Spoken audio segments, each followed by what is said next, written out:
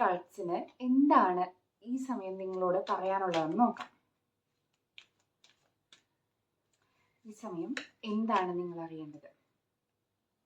Yes, it's A confirmation that നിങ്ങളുടെ ലൈഫിൽ ഒരു ബിഗിനിങ് ഉണ്ടാവുന്നുണ്ട്.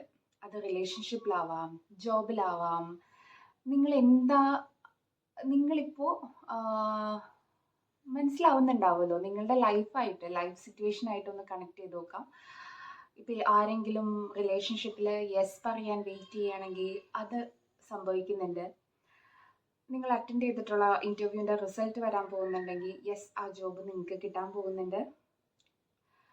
ചില ആൾക്കാർക്ക് പുതിയ വണ്ടി വാങ്ങിക്കാനുള്ള ഒരു കാര്യം, അതായത് ഒരു സമൃദ്ധി ജീവിതത്തിലോട്ട് വരുന്നുണ്ട്.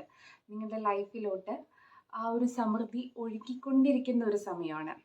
Climate, then wisdom. നിങ്ങളുടെ ലൈഫിലേക്ക് ഒത്തിരി അറിവുകൾ വരുന്നുണ്ട്. ചില ആൾക്കാർ പുതിയ കോഴ്സ് ജോയിൻ ചെയ്യാൻ പോകുന്നുണ്ടാവാം. അതുവഴി നിങ്ങളുടെ ഒരു ഫൗണ്ടേഷൻ, നിങ്ങളുടെ ഒരു ലൈഫ് സെറ്റിൽ ആവാനുള്ള ഒരു ഫ്യൂച്ചറിലോട്ടുള്ള അറിവുകൾ നേടിയെടുക്കാൻ പറ്റുന്ന കാര്യങ്ങൾ നിങ്ങളുടെ ജീവിതത്തിൽ ഇപ്പോൾ സംഭവിക്കാൻ പോകുന്നുണ്ട്.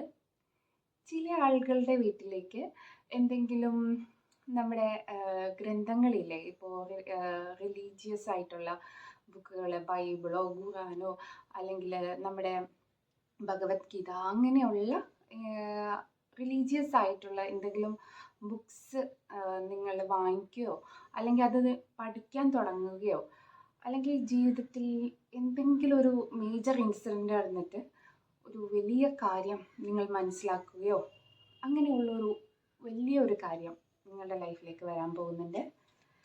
പിന്നെ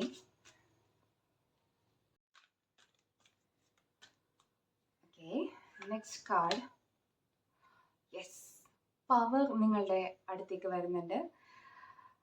ആരെങ്കിലും പ്രമോഷന് വേണ്ടി വെയിറ്റ് ചെയ്തിരിക്കുകയാണെങ്കിൽ അത് നിങ്ങളുടെ അടുത്തേക്ക് വരുന്നുണ്ട്. നിങ്ങൾക്കൊരു പവർ ഉണ്ടാവുന്നുണ്ട്. ഒരു ക്യാരക്ടറിൽ എനർജി ചേഞ്ച് ഉണ്ടാവുന്നുണ്ട്.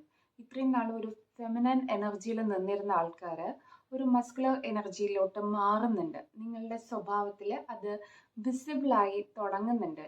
മിക്കവാറും നിങ്ങളുടെ ഫ്രണ്ട്സൊക്കെ പരസ്പരം ചോദിക്കുന്നുണ്ടാവാം, ഇത് പഴയ ആളല്ലല്ലോ, എന്തൊക്കെയോ ചേഞ്ചസ് അവനിൽ വന്നിട്ടുണ്ടല്ലോ എന്നുള്ളത്.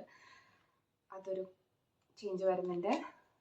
പിന്നെ നിങ്ങൾ താല്പര്യമില്ലാത്ത കുറച്ച് തർക്കങ്ങളിലോട്ട് ചെന്ന് പെടാനുള്ള സാഹചര്യം മുന്നിൽ വരുന്നുണ്ട്. അത് അത്ര അത്യാവശ്യമുള്ള കാര്യം അല്ലെങ്കിൽ അത് ഒഴിവാക്കുന്നത് നല്ലതായിരിക്കും.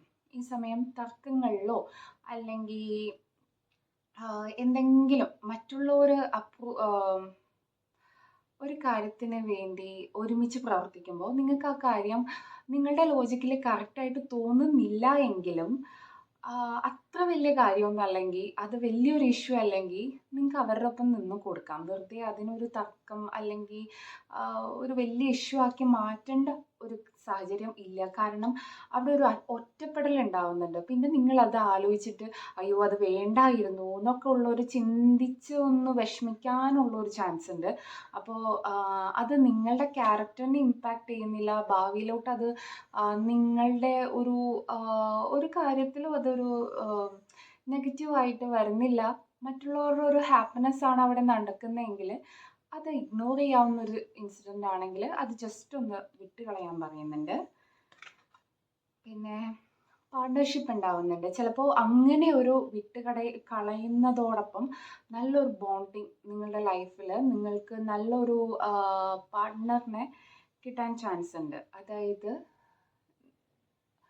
ആ ആളും ഓപ്പോസിറ്റ് നിൽക്കുന്ന ആളും ഓപ്പോസിറ്റ് ആയിരിക്കില്ല. ചിലപ്പോൾ ആ ഒരു ഇൻസിഡൻറ്റ് വീക്ഷിച്ചുകൊണ്ട് നിൽക്കുന്ന ആളും അവർക്കും ചിലപ്പോൾ നിങ്ങളുടെ അതേ തോട്ട്സ് ആയിരിക്കാം. അപ്പോൾ അവിടെ നിന്ന് ഒരു നല്ലൊരു ഫ്രണ്ട് സർക്കിൾ, ഒരു ഫ്രണ്ട്ഷിപ്പ് ഉണ്ടാക്കിയെടുക്കാനും അതുവഴി നിങ്ങളുടെ ഭാവിയിലേക്ക് കുറേ നല്ല നേട്ടങ്ങൾ വരാനും ഉള്ള ചാൻസസ് കാണുന്നുണ്ട്. അപ്പോൾ ഇത്രയാണ് ഇന്ന് കാർഡ്സിന് നിങ്ങളോട് പറയാനുള്ളത്. പിന്നെ മെയിനായിട്ടുള്ള ഒരു കാര്യം, ഏത് കാര്യത്തിലും ഡിസിഷൻ എടുക്കുന്നതിന് മുന്നേ നിങ്ങൾ ഇൻറ്റ്യൂഷൻ ശ്രദ്ധിക്കുക. ഏറ്റവും കൂടുതൽ ഗൈഡൻസ് നിങ്ങൾക്ക് നിങ്ങളുടെ ഉള്ളിൽ നിന്ന് തന്നെയാണ് കിട്ടുന്നത്. നമ്മൾ കാർഡ്സ് ഒക്കെ യൂസ് ചെയ്യുന്നത് അത് നമ്മൾ ഒന്നും കൂടെ ഒന്ന് എൻഷുർ ചെയ്യാൻ വേണ്ടി മാത്രമാണ്. ഈ നമ്മൾ ആദ്യം ട്രസ്റ്റ് ചെയ്യേണ്ടത് നമ്മളെ തന്നെയാണ്. അതും കൂടെ ടാരോട്ട് കാർഡ് നിങ്ങളെ ഓർമ്മിപ്പിക്കുന്നുണ്ട്. അപ്പോൾ നിങ്ങളെ സ്വയം വിശ്വസിച്ച് ലൈഫിൽ മുന്നേറുക. Thank you.